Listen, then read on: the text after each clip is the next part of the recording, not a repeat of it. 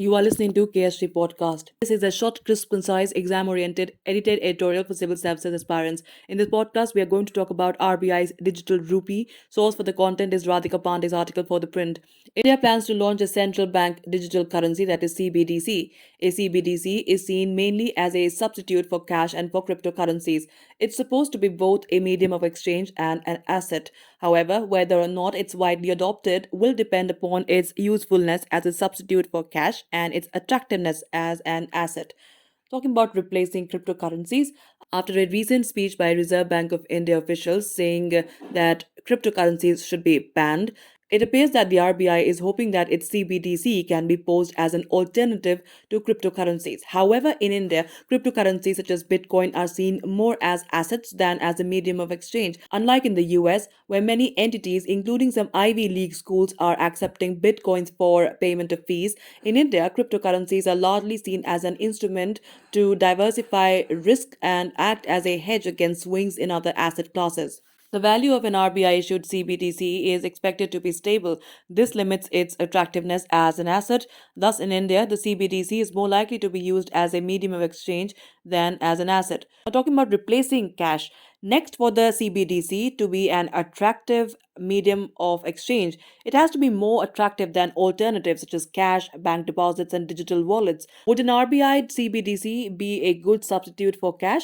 A CBDC is a central bank issued digital money denominated in a sovereign currency. It appears on the balance sheet of the central bank as a liability. A CBDC is the same as physical cash, only its form is different. It's not printed on paper. It will be safer than holding cash that can be lost or stolen, but it may require robust technology and pervasive mobile connectivity. Second, is a CBDC a good substitute for digital wallets or prepaid instruments? Yes, on this measure, it appears so. This is because a CBDC would be legal tender. A legal tender instrument is recognized by law and must be accepted if offered as a means to settle a transaction. In India, currently, banknotes issued by the RBI are legal tender. The Financial Bill 2022 has proposed amendments to the RBI Act to facilitate the issuance of a CBDC as legal tender. The amendment introduces a definition of banknotes to include both physical and digital forms. Prepaid instruments facilitate the purchase of goods and services and fund transfers against the value stored on such instruments, while PPIs like Paytm are authorized by the RBI for the purchase of goods and services. They are not legal tender.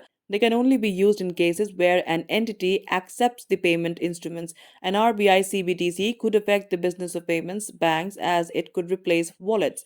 In addition to cash, bank deposits can also be used as a medium of exchange, whether through checks or through bank transfers. In that sense, they are also money. While bank deposits are a liability of commercial banks, CBDC would be a liability of the central bank and thus carry no risk. Now, shifting focus to retail CBDC, if the CBDC is intended to be used as a digital equivalent of cash by households and businesses, it is referred to as a retail CBDC. However, if it is restricted to financial institutions and is intended primarily for settlement of large interbank payments, it is referred to as a wholesale CBDC. The RBI has said that it is considering pilot projects in wholesale and retail segments in the near future.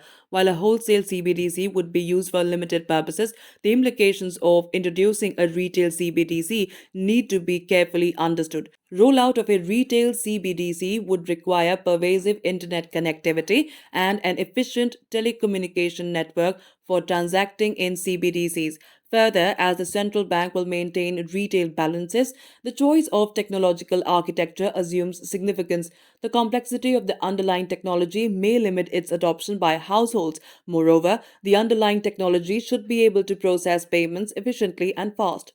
Talking about interest on CBDCs, the payments of interest on a CBDC could likely enhance its attractiveness. If it offers attractive interest rates, households could have the incentive to move their deposits with banks to the CBDC. If the CBDCs compete with bank deposits, banks may respond by increasing interest on deposits. This would necessitate lending at a higher rate to preserve their margins. An interest bearing CBDC could thus increase the cost of credit. Another element of the discussion is the extent to which bank deposits will be reduced by the issuance of a CBDC, as no bank credit will be created on its basis. Credit supply will shrink accordingly. Many central banks have been stepping up work on exploring the introduction of CBDCs. But so far, only 9 countries, including Nigeria, China, and the Bahamas, have fully launched a digital currency. Most other countries are exploring the objectives of doing so.